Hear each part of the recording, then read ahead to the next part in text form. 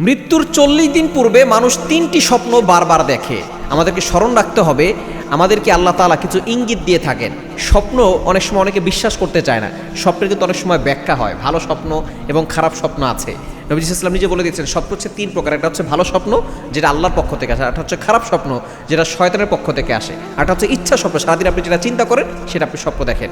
মুহাম্মদ ইবনে সিরিন রাহমাতুল্লাহ আলাইহি তিনি হলেন তার যুগের সবচেয়ে বড় স্বপ্নের ব্যাখ্যাদাতা ছিলেন। তিনি তার গ্রন্থে লিখেছেন যে 3টি স্বপ্ন মৃত্যুর ইঙ্গিত বহন করে। কেননা এই স্বপ্ন দেখলে যে আপনি মারা যাবেন বিষয়টা এমন নয়, তবে আপনি সতর্ক থাকবেন, কারণ আমাদের সকলকে চলে যেতে হবে। আমি চলে যাব, আপনি চলে যাবেন, কেউ আমরা থাকবো না, সকলকে চলে যেতে হবে। এজন্য এই স্বপ্ন দেখলে আপনি অবশ্যই সতর্ক হয়ে যাবেন, বেশি বেশি করে জিকির আজকার করবেন, আল্লাহর ইবাদত বেশি বেশি করার চেষ্টা করবেন।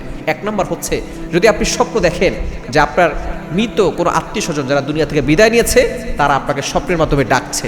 যদি আপনাকে তারা ডাকে, আপনার মা অথবা আপনার বাবা অথবা আপনার দাদা দাদি কেউ মারা গিয়েছে, তারা স্বপ্নের মাধ্যমে আপনাকে ডাকছে, যদি এরকম স্বপ্ন দেখেন, মনে করবেন যে আপনার এই ইহকালের যে সময়টা, এটা হয়তো আস্তে আস্তে সময় শেষ হয়ে যাচ্ছে। এজন্য অবশ্যই সতর্ক থাকতে হবে।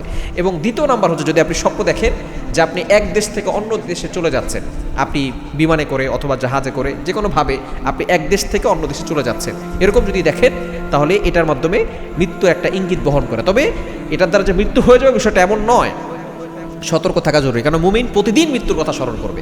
এবং 3 নাম্বার হচ্ছে, যদি আপনি স্বপ্ন দেখেন যে আপনার হাত থেকে একটা পাখি উড়ে যাচ্ছে, ছটফট করতে করতে উপরের দিকে উড়ে যাচ্ছে, এরকম যদি স্বপ্ন দেখেন, তাহলে এটা মৃত্যুর ইঙ্গিত বহন করে। অবশ্যই অবশ্যই আমরা সতর্ক থাকবো এবং বেশি বেশি করে জিকির আজকার করবো। সব সময় প্রতিদিন আমরা মৃত্যু নিয়ে চিন্তা করবো। মৃত্যু নিয়ে চিন্তা করলে আপনার ঈমান বাড়বে, আপনি বেশি বেশি করে আল্লাহর ইবাদত করতে পারবেন।